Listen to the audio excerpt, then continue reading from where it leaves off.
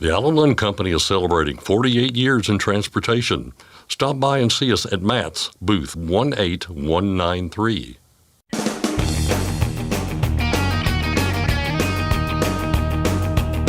OOIDA, representing America's truckers since 1973, presents Landline Now with your host, Mark Redding.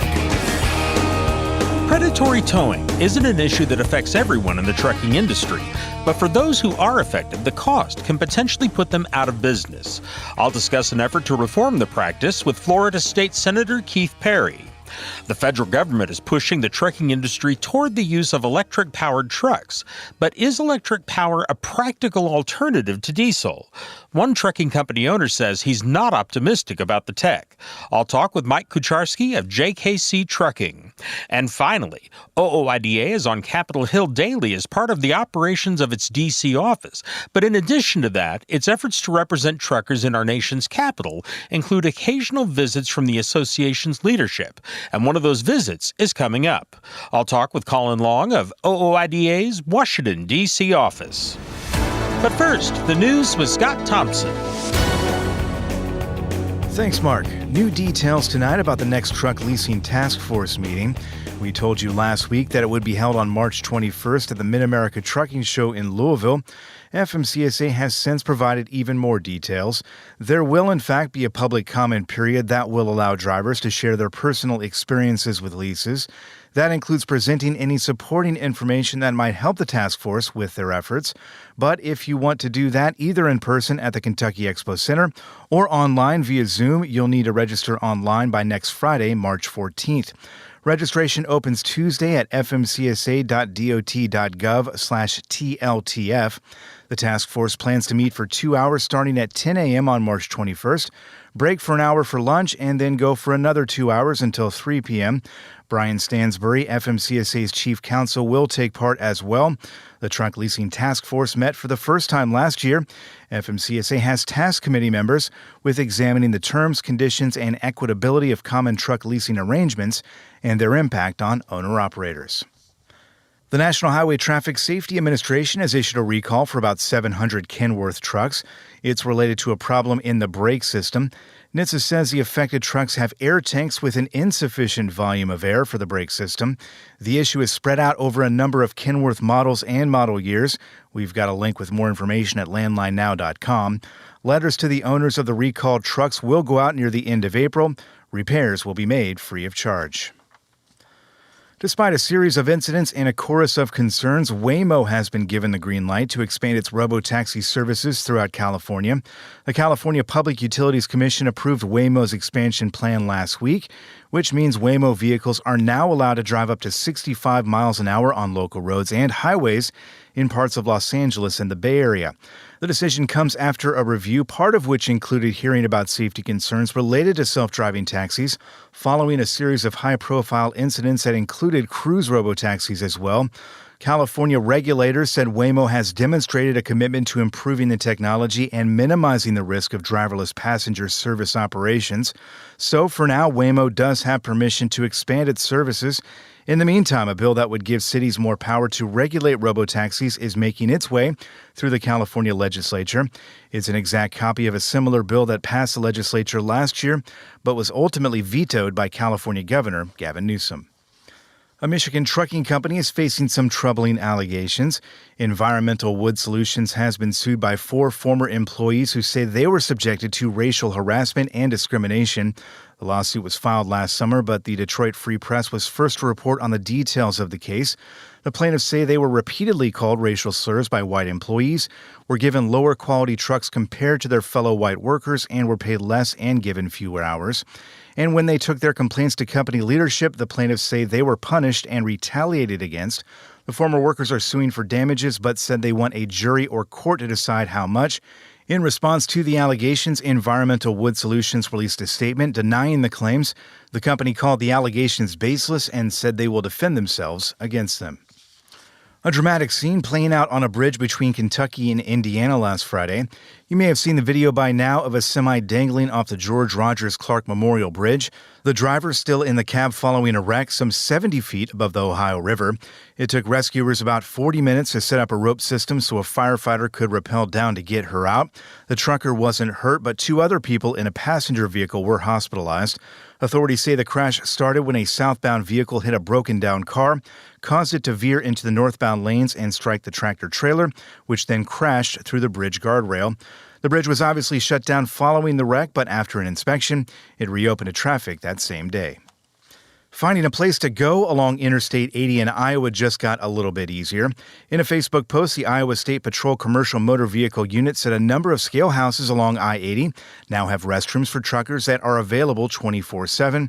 The post also included a reminder that truckers are welcome to park at scale houses throughout the state. Your next trip through Arkansas might be a bit slower than normal. The Arkansas DOT has announced plans to improve lane markings throughout the state. They're going with a greater contrast, making them easier to see.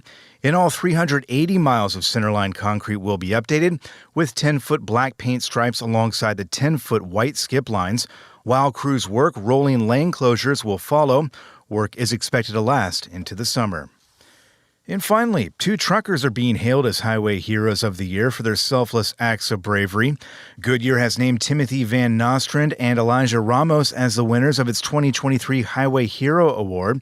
Van Nostrand, an OOIDA member from New York, was honored for helping police apprehend a suspect after a traffic stop turned into a shootout last June. We spoke with him shortly after it happened. Here's what he told us about that day. Pretty normal day. Was going down an interstate with a load of pulpwood on, and seen a trooper pull a car over, and so we get over in the left lane, slow down to go around when any emergency vehicles. When I got up just about to the trooper car, see somebody stick something out the window. I wasn't 100% sure what that was at that time, but anyways, what it was, he was taking a shot at the trooper with a pistol. And by now I'm right up to the trooper car, or the car he pulled over, and I could see the bullets flying out of the back window of the car that the trooper had pulled over. They were shooting at the trooper.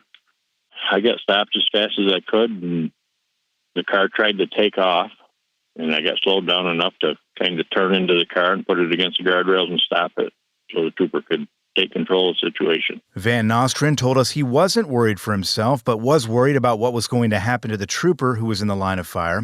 The shooting suspect who fled ended up taking his own life. The driver of that vehicle was taken into custody. You can hear our conversation with Van Nostrand on landlinenow.com. Meanwhile, the other Highway Hero winner, Elijah Ramos, is a driver for Ryder. He earned the honor for helping a motorist who had crashed her SUV in a remote desert area, staying with her until help arrived. Goodyear began the Highway Hero Award back in 1983 to honor truck drivers who act selflessly for the good of others on highways across North America. That's Landline Now News for today. I'm Scott Thompson. Thanks, Scott. Congratulations to Frank S. Nathanson of Melanopan, New Jersey. He's received the OOIDA Safe Driving Award for 21 years of safe, accident-free driving. That's the equivalent of a car driver going 158 years without causing a single accident. Marty Ellis and OOIDA's tour truck, The Spirit of the American Trucker, are at the TA Truck Stop in Vero Beach, Florida. That's located at exit 147 on Interstate 95.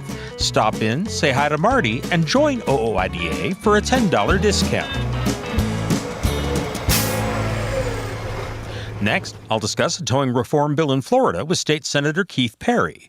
Mike Kucharski of JKC Trucking shares his view of the push for electric trucks, and I'll talk with Colin Long of OOIDA's Washington, D.C. office. I'm Mark Reddick, and this is Landline Now. Thanks for listening. Be sure to like and subscribe. If you want more content, go to landline.media to get updated news, information, and archived editions of our show. Once again, that's landline.media. Penske owns and operates some of the best-maintained vehicles on the planet. Our used trucks come with a 5-year maintenance report and pre-sale inspection. So if you're in the market for a top-quality pre-owned truck, look no further. Search our inventory today at PenskeUsedTrucks.com. Control your toll costs and eliminate tolling headaches with Prepass Tolls. Prepass Tolls means toll volume discounts. Just one invoice for all tolls and fewer violations. Call 877-878-5970 or go to prepass.com. Ready to make more money? Use a better load board. For a limited time, get 50% off TruckStop Loadboard Pro. Just go to truckstop.com/go and enter promo code READY2023 when you purchase Loadboard Pro. Buckling up keeps everyone safe on the roads. Learn more at www.sharetheroadsafely.gov. Paid for by FMCSA. Landline Now, welcome back. Predatory towing isn't an issue that affects everyone in the trucking industry, but for those who are affected, the costs can potentially put them out of business. The issue affects everyone who drives any kind of motor vehicle, although the fees involved in the trucking industry are obviously far higher than what car drivers face. Several states have taken action to address the predatory towing problem, each doing it in a slightly different way, and one of those is Florida. In the state Senate, the bill is SB 774, and the author of that bill is Senator Keith Perry. And while his bill is targeted mainly at the problem as it affects cars, it also includes large commercial trucks. Well, let's go ahead and talk about your bill, SB 774. And I want to kind of start here. If you could describe for folks the situation in Florida that you're trying to address with your bill. Sure. Well, I think in any industry, I don't care what it is, you've got people who, are good players and actors and bad actors. And towing is certainly one of those where we have our share of bad actors.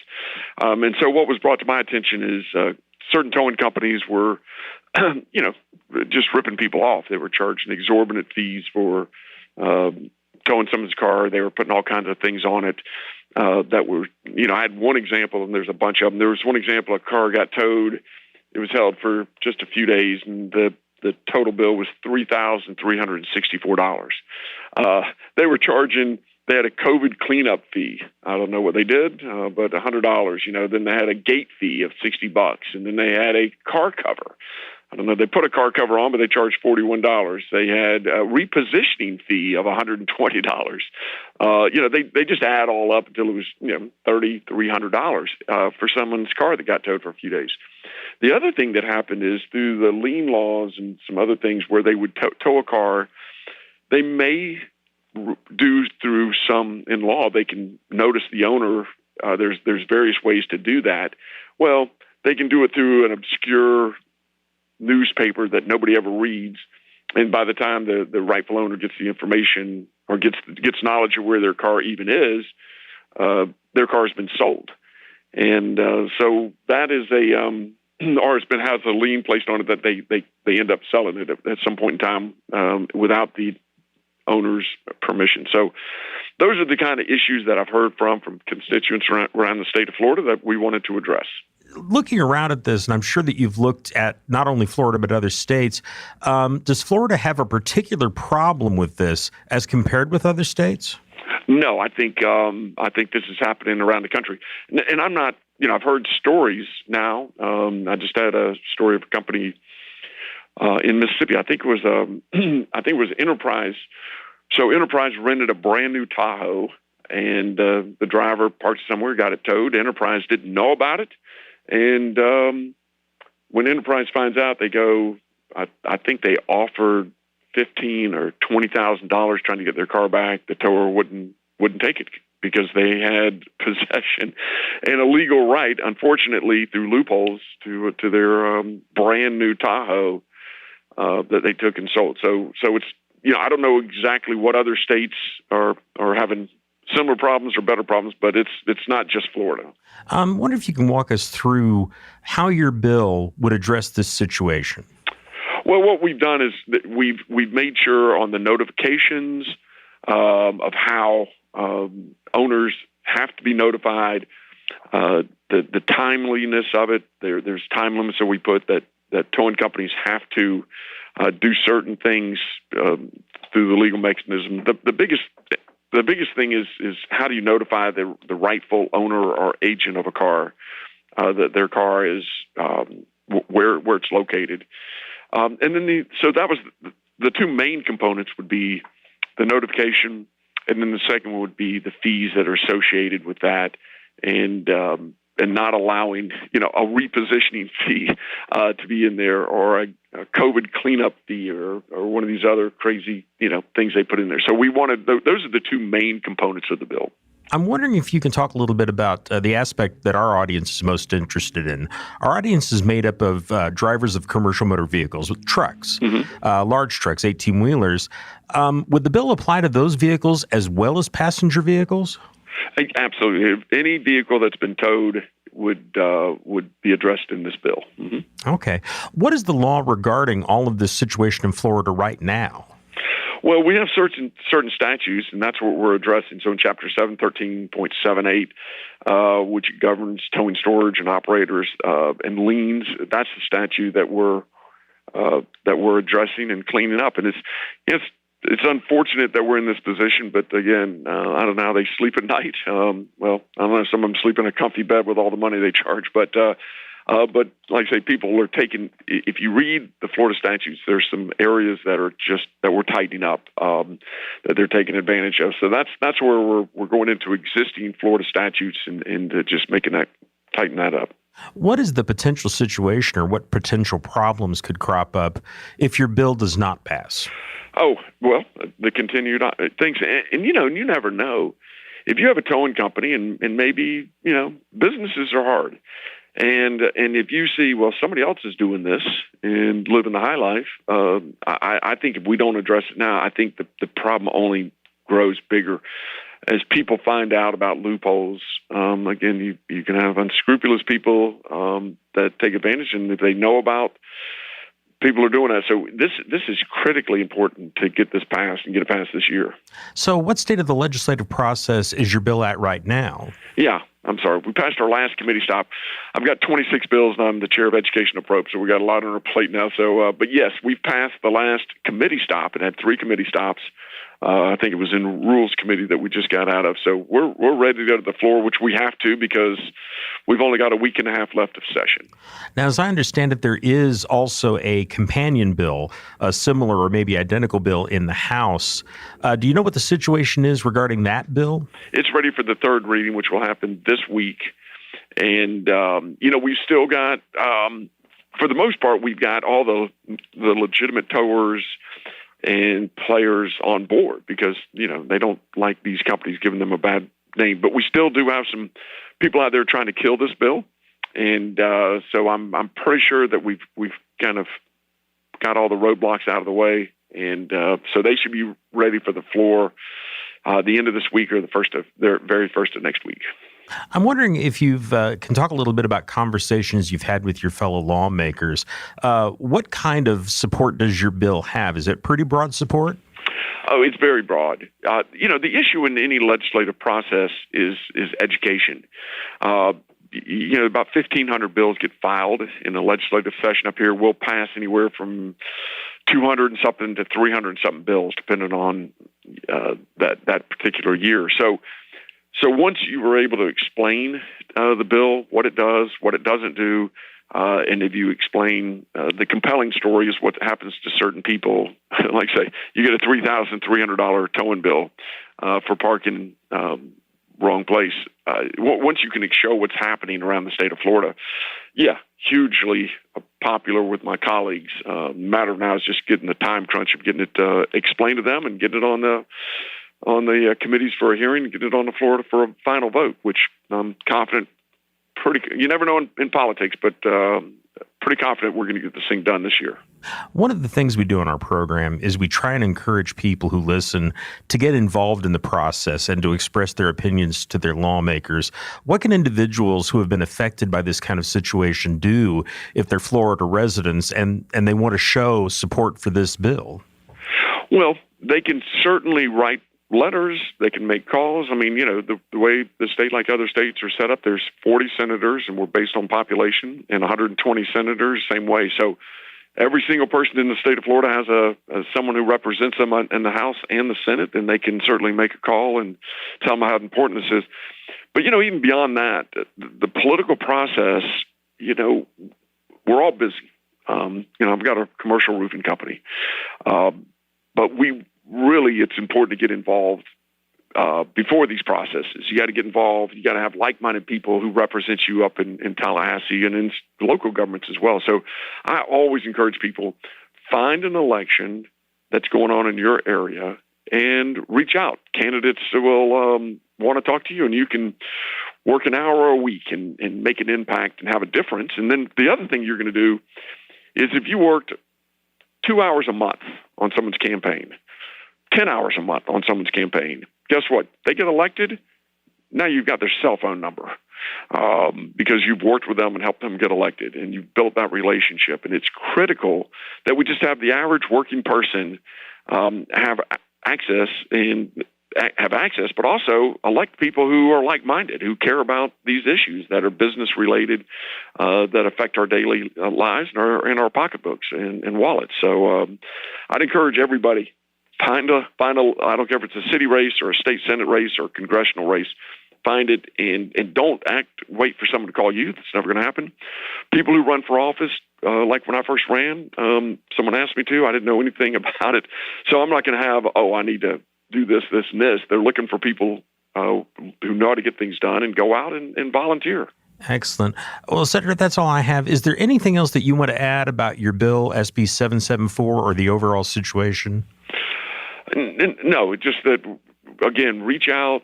These issues, if we don't hear from people, we don't know what the issues are. So never think you're bothering your state representative or your state senator. If you're bothering your state representative or state senator, then you need to get a new one, because we're up here to serve you. But if we don't hear from you, then we don't know what the issues are. Fantastic. Senator, thank you very much for your time. I certainly appreciate it. You bet. Take care. That was State Senator Keith Perry of Florida talking about his bill, SB 774, to address predatory towing in the state. And the bill we mentioned that's in the state's House of Representatives is HB 179, introduced by State Representative Melanie Bell. The list of people and organizations interested in both of those bills includes the National Insurance Crime Bureau. Eric DeCampos of the Bureau says the predatory towing problem is indeed a national problem.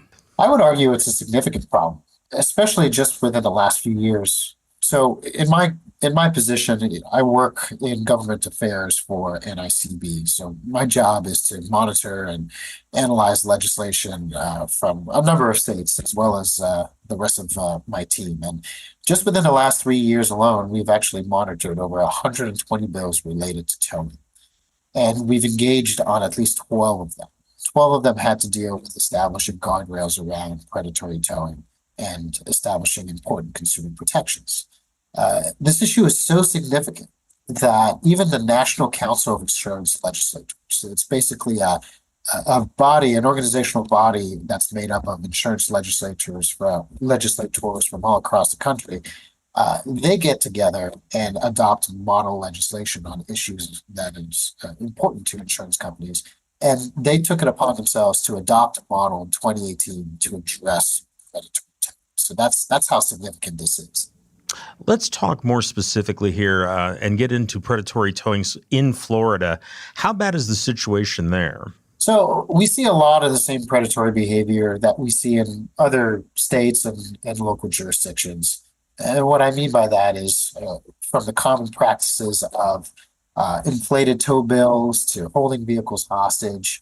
Now, what probably exacerbates the issue in Florida is there's a lack of a uniform fee structure around towing services, towing and storage services. So what I mean by that is what the fees are for towing and storage in one county could differ in a different county.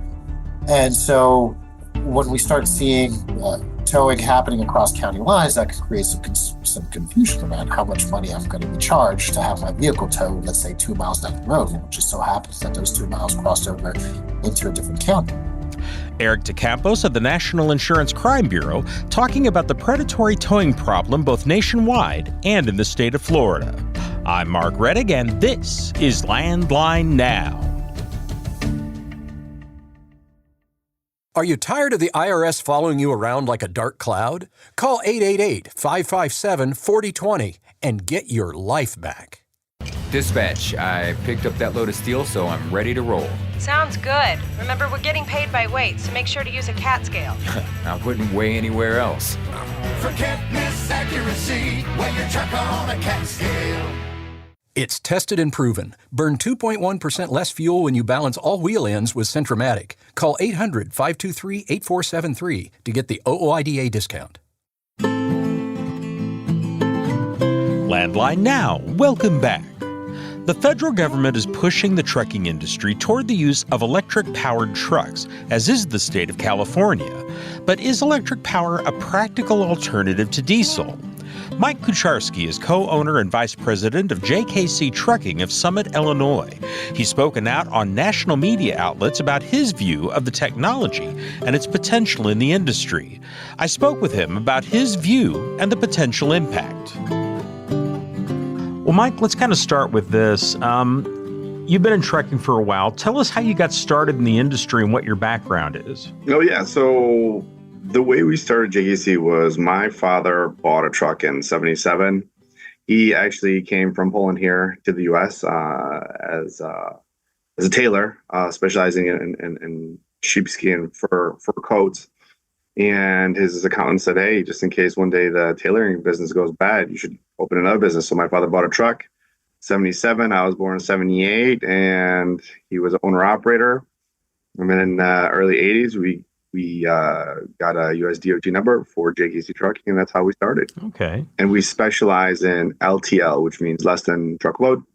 We specialize in refrigerated and frozen products, so anything that needs some kind of cooler, produce, meat, frozen, perishables, protect from heat, protect from frozen. We do it all. We go from the Midwest, the whole West Coast. We have 2 terminals in California. Stockton, California is one of them. And Southern California, we have Santa Fe Springs, which is East LA, and our main terminal is here in Summit, Illinois, which is on the south side of Chicago. You've spoken out on the move by the federal government, and I think as well, obviously we've seen this in California, pushing the industry toward electric-powered trucks, and you've actually been interviewed by a number of media outlets. Let's kind of start broadly. Overall, what is your view of this move to kind of push the industry in that direction?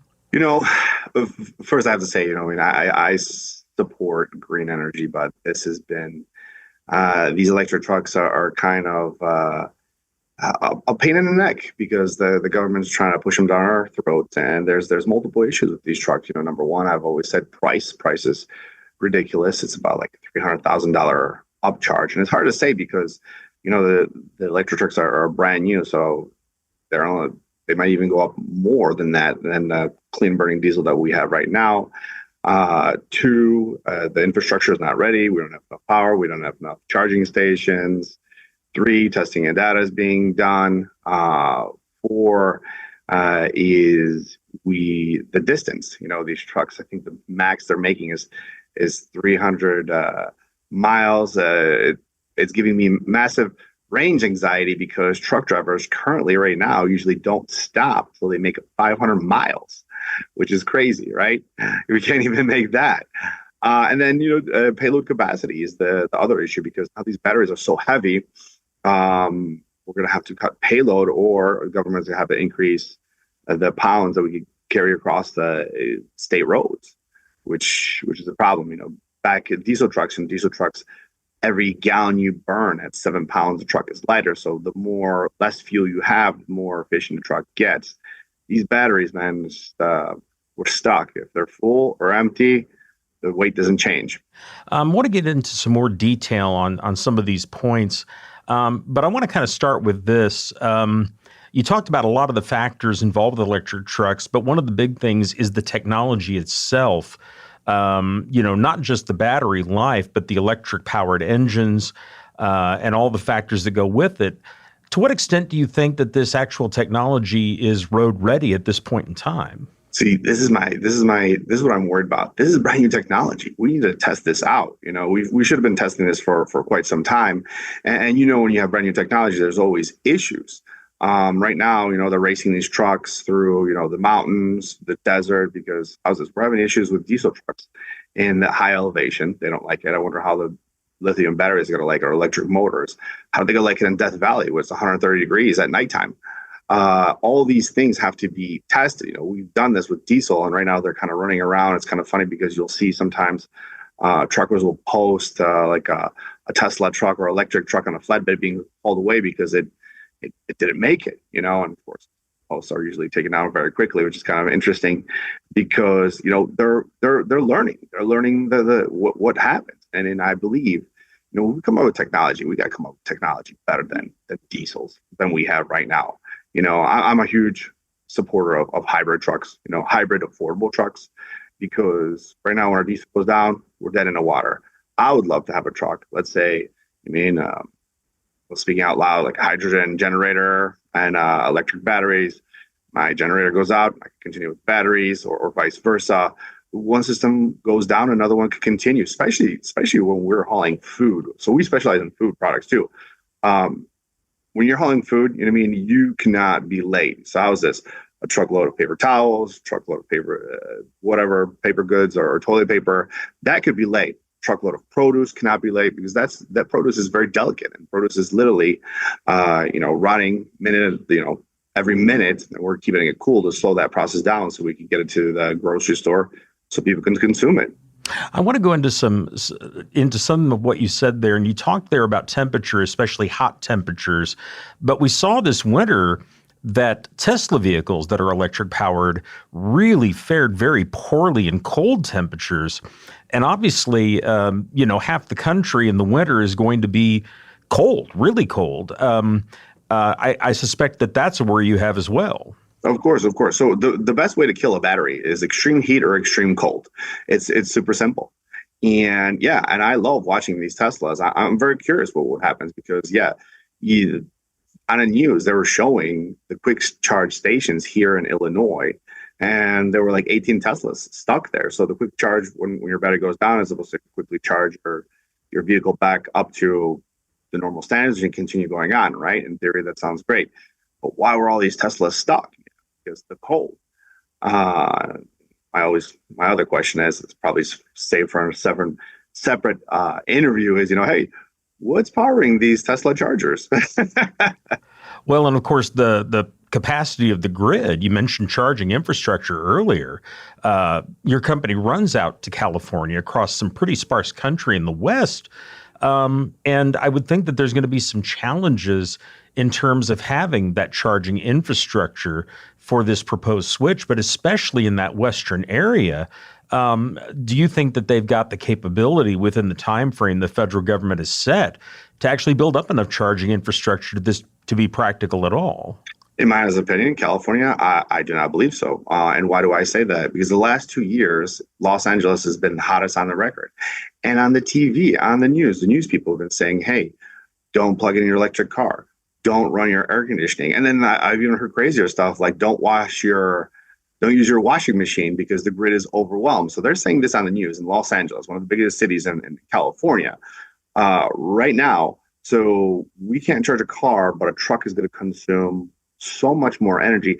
It's crazy. I was talking to the gentleman once, and he was saying that to charge like one semi truck consume like almost the energy of 200 households to just charge one truck. I forget how many trucks are just in California. I think it's like 800,000 or something like this. So imagine the extraordinary power you need in California. And then, another example I'd love to share is here in Illinois, I was watching Andrew Boyle Transportation.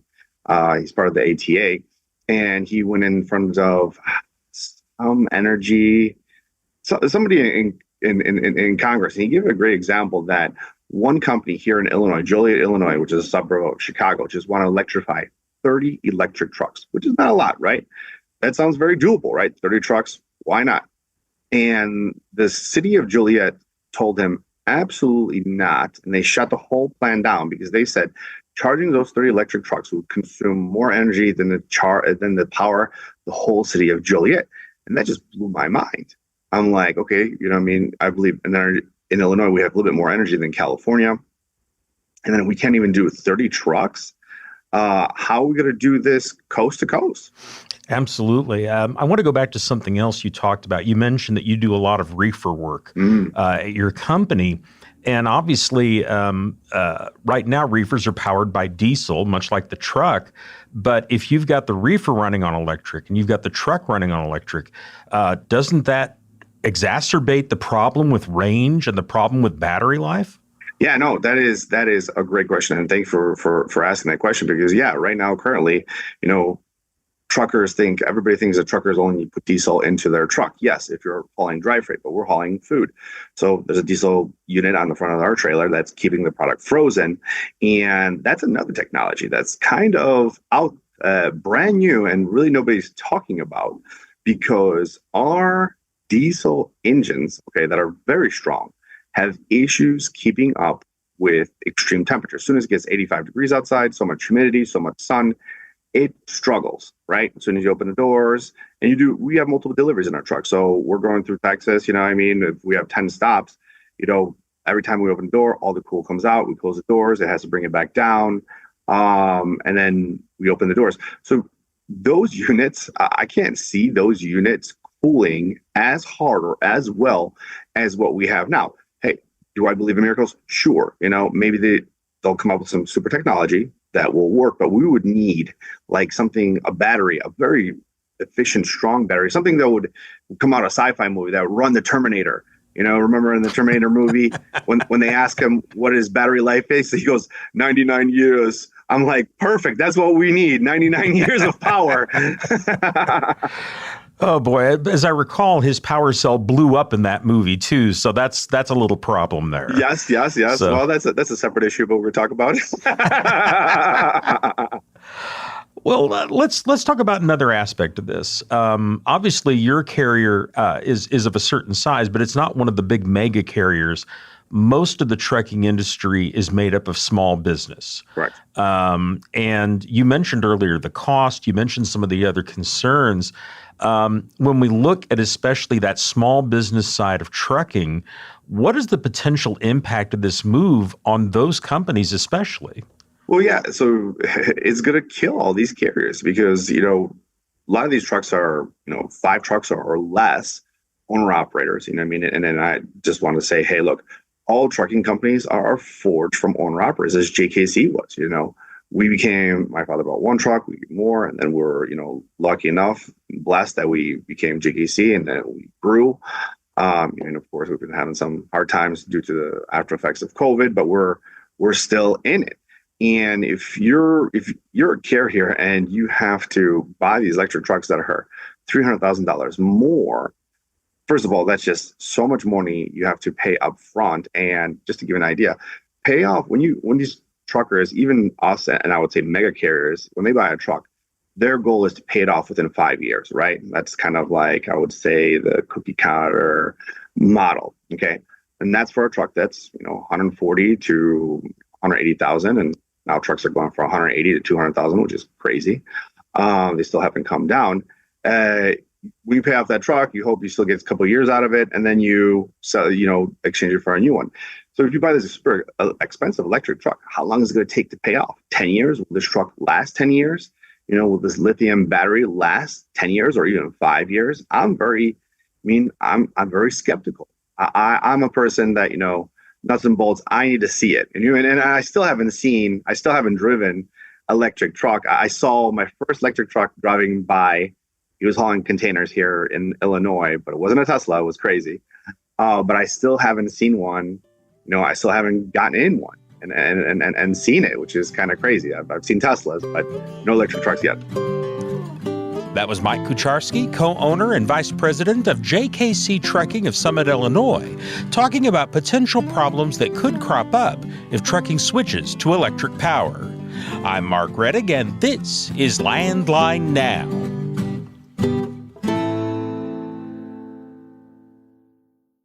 Capital Reman, your leader in remanufactured diesel engines and components, is celebrating its 10th anniversary. Let us help you avoid costly downtime and repairs by visiting capitalreman.com today. Use code OOIDA10 to receive your member benefits. Stock up on Howe's Diesel Treat, the nation's most trusted anti-gel. And to be safe from the harshest winter conditions, make sure you have Howe's Diesel Lifeline on hand, the fastest-acting gelling rescue product. Available nationwide, Howe's products are designed to keep you rolling through the toughest conditions. Visit howesproducts.com. Attention professional drivers, are you behind on your tax filings? You owe money? Integrity Tax Relief Group frees drivers from IRS trouble. You watch the road, we'll keep an eye on the IRS. Call now. 855-976-4291. Since you started, what you've loved about trucking is the freedom. Heading out on your favorite route, a good driving song, and thinking about truck insurance. Well, maybe not that last one. That's why we're here. At OOIDA, we have a full range of truck insurance products, expert advice, and great customer service, helping you get the right coverage for your operation. Go to OOIDA.com because your job is to drive. Our job is to help with everything else. Landline Now. Welcome back. OOIDA is on Capitol Hill daily as part of the operations of its Washington, D.C. office. But in addition to that, its efforts to represent truckers in our nation's capital include occasional visits from the association's leadership from Grain Valley, Missouri. One of those visits is coming up, and here to discuss what's planned and why it's important is Colin Long of OOIDA's Washington, D.C. office. Colin, how are you doing? I'm doing pretty well. Thanks for having me. Well, glad to have you here. This, of course, is another visit by OOIDA Executive Vice President Lewie Pugh, I guess this week. He often visits either lawmakers or regulators or both. Who's on the agenda this week? It's a week of both. It's a week of a little bit of everything. I mean, he's flying right now into Washington, D.C., and then he starts a whirlwind tour on Monday afternoon with local press, talking to folks who cover the trucking world, the transportation world in news media, because it's important that we get our message out to those publications as well. I mean, I think truckers are often frustrated that they see things like the driver shortage coming up or the value of speed limiters. And we try to make sure that when Lewie's in town, he sits down with journalists to try and shed some light on the real impacts and the real stories involving trucking, to make sure that the needs of small business truckers and owner-operators are getting into not only press here in Washington, D.C., but local press. I mean, he's sitting down with national press. He's sitting down with national press this week to make sure that our message is getting out to all corners of the country. But the journalists happen to be a big portion of this visit. But beyond that, I mean, it's both. It's regulatory side of things. It's the legislative side of things. We're sitting down with other associations to see if we can start building coalitions to address a number of issues. We're going to be pulling them in every which way. And by Friday, when he takes his return flight back to Kansas City, I'm anticipating he'll be pretty exhausted. Well, you've mentioned a couple of issues, and I'm wondering if you can go ahead and give us a broader idea here of the key issues that are on his agenda to talk with all these folks about.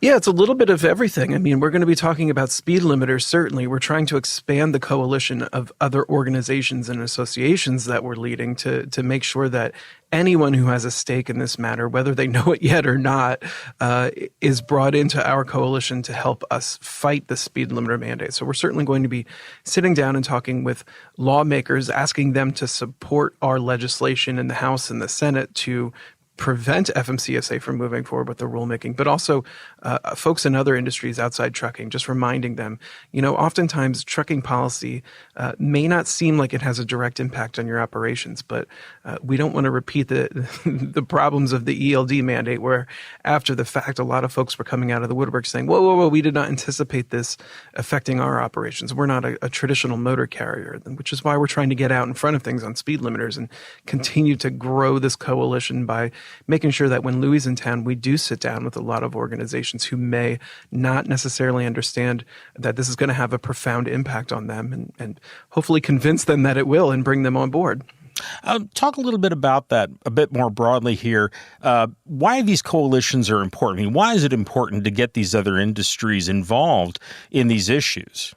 I'll start with speed limiters. Actually, I could teach a college course about this on speed limiters. But when you have a rulemaking going through an agency that divides the industry, I mean, keep in mind, there are organizations in trucking who support the speed limiter mandate. They primarily represent large and corporate motor carriers who want to slow down their competitors.